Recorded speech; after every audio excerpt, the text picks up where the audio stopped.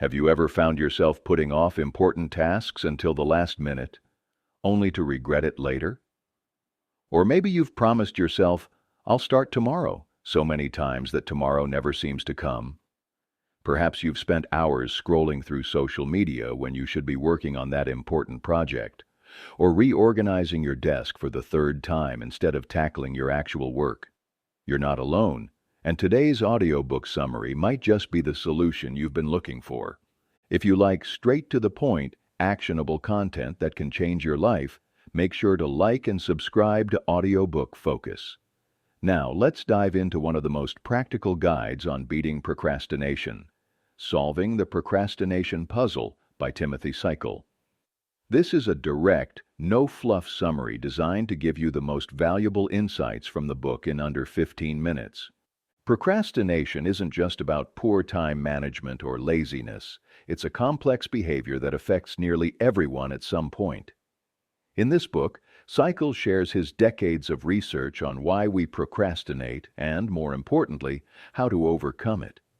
He explains that procrastination is essentially a voluntary delay of an intended action, despite knowing we'll be worse off for the delay.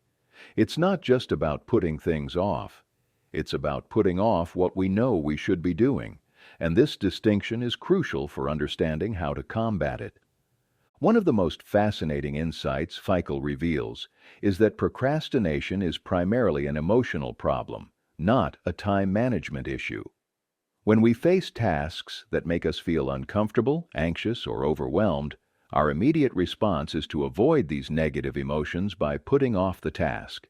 This gives us temporary relief, but ultimately leads to more stress and anxiety down the line. The author calls this the mood repair strategy.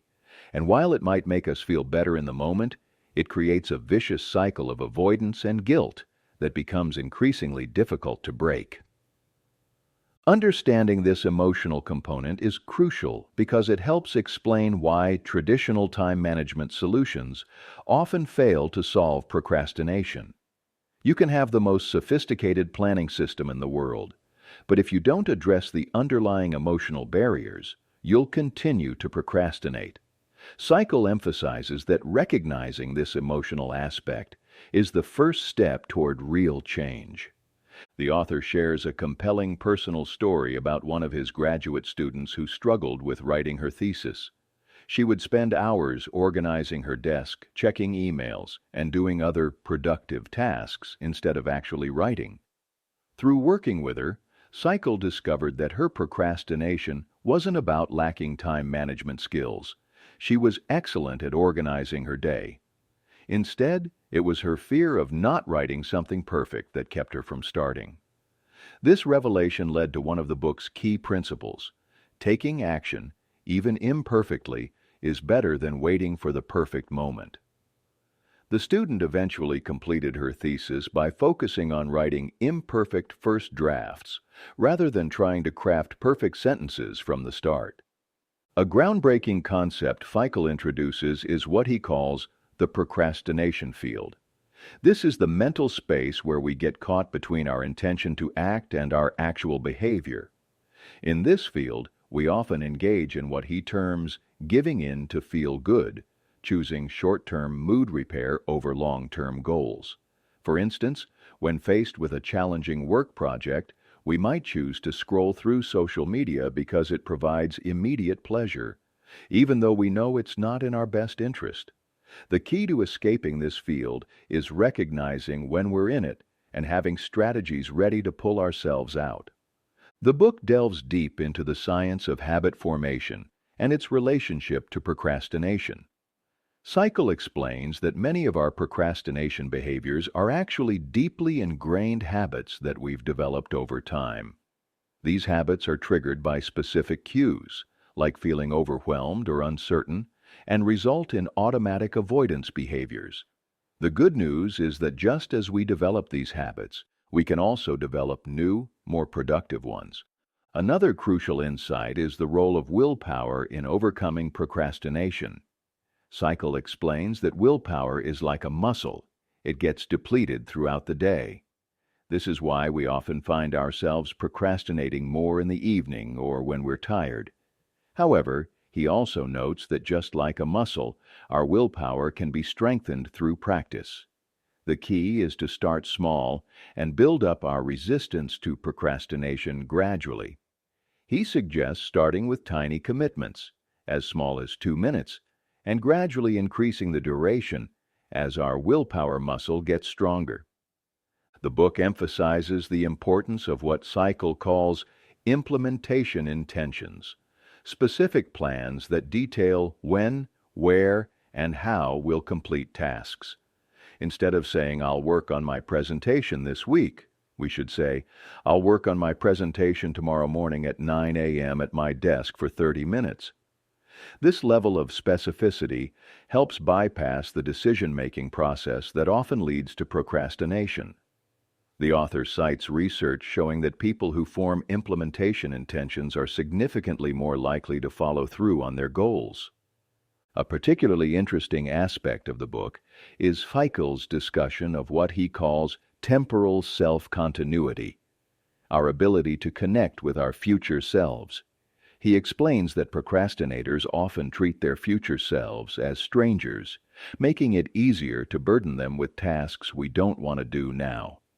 By developing a stronger connection with our future selves, for instance, by vividly imagining how we'll feel tomorrow if we don't complete a task today, we can reduce our tendency to procrastinate. Pychyl also addresses the common misconception that we need to feel like doing something to start it. He argues that motivation often follows action, not the other way around.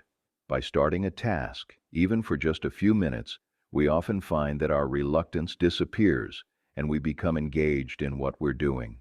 This is what he calls the just get started principle, and it's one of the most powerful tools for overcoming procrastination. He shares numerous examples of students and professionals who broke through procrastination simply by committing to work on their tasks for 5 minutes. The author shares numerous research studies showing that procrastinators often overestimate the unpleasantness of tasks and underestimate their ability to handle them. This leads to what he calls the tomorrow fallacy, the belief that our future self will somehow be more willing or better equipped to handle the task. In reality, our future self is likely to face the same emotional barriers we're facing now. The solution, Pychyl suggests, is to practice present moment awareness, focusing on the actual experience of doing a task rather than our fears about it. One particularly effective strategy Pychyl discusses is breaking down tasks into what he calls next actions. Instead of looking at a project as one big, overwhelming task, we should identify the very next physical action we need to take. For example, rather than thinking, "I need to write a report," we should think, "I need to open my laptop and write the first paragraph." This makes the task feel more manageable and reduces the emotional barrier to starting. The book also explores the role of forgiveness in overcoming procrastination. Pychyl explains that self-forgiveness, rather than self-criticism, is more effective in helping us move past procrastination. When we forgive ourselves for past procrastination, we're more likely to take positive action in the present. He cites research showing that students who practice self-forgiveness for procrastinating on exam preparation were less likely to procrastinate on the next exam. Another valuable insight from the book is the concept of productive procrastination versus destructive procrastination. While all procrastination involves delay, some forms are more harmful than others. Productive procrastination might involve doing useful tasks while avoiding a more important one, while destructive procrastination involves purely avoidance behaviors like excessive social media use. While neither is ideal, recognizing this distinction can help us make better choices even when we do procrastinate. Now let's look at the 5 most important takeaways from the book and how you can implement them today. First, acknowledge that procrastination is about emotions, not time management. Implementation. The next time you notice yourself procrastinating, Pause and ask yourself what feeling you're trying to avoid. Just naming the emotion can reduce its power over you. Keep a simple emotion log for a week to identify patterns in your procrastination triggers. Second, use the just get started principle. Implementation. Choose one task you've been putting off and commit to working on it for just 5 minutes. Don't worry about finishing. Just start. Set a timer if it helps, and give yourself permission to stop after 5 minutes if you really want to, though you'll often find you want to continue. Third, create specific implementation intentions. Implementation. Take one goal you have and write down exactly when, where, and how you'll work on it tomorrow. Be as specific as possible.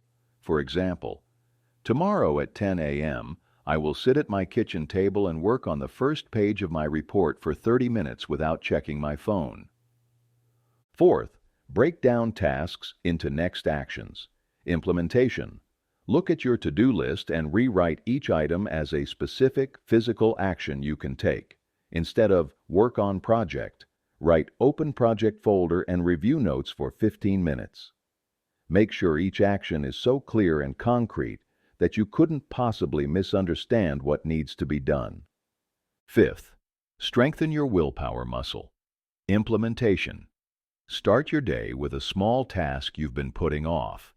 This builds momentum and trains your willpower for bigger challenges. Gradually increase the difficulty of tasks you tackle early in the day, but always start small enough that success is virtually guaranteed. If you've made it to the end of this summary, you're clearly committed to overcoming procrastination and taking control of your life. The complete audiobook is linked in the description below if you want to dive deeper into these strategies. If this summary helped you, please like and subscribe for more content like this. Drop "no more tomorrow" in the comments to let me know you watched until the end. I'll do my best to like every comment. Until next time, remember, the best time to start is now.